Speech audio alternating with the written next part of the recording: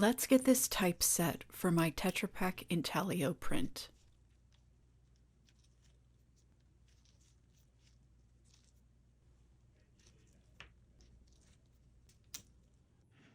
I'm securing the type in the galley with extra leading and some furniture blocks.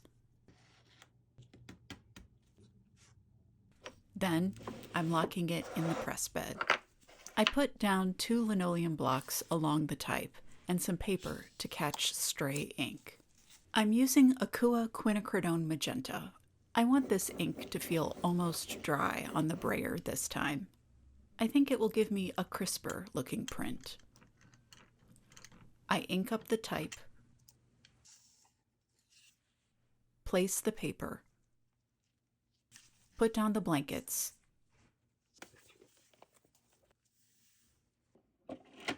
and pull the press over top.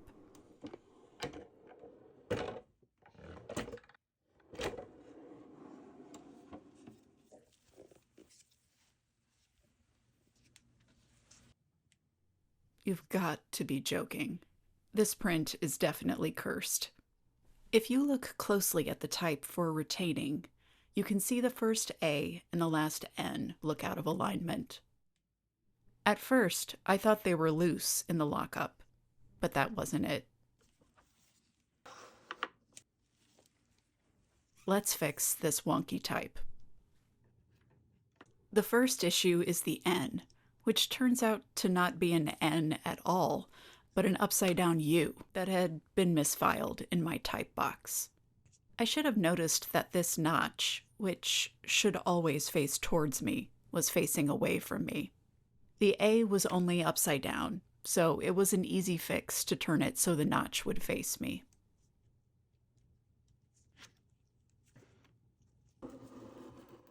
Now I can put the galley back in the press bed, ink up the type, and cross my fingers I made all the changes I needed to.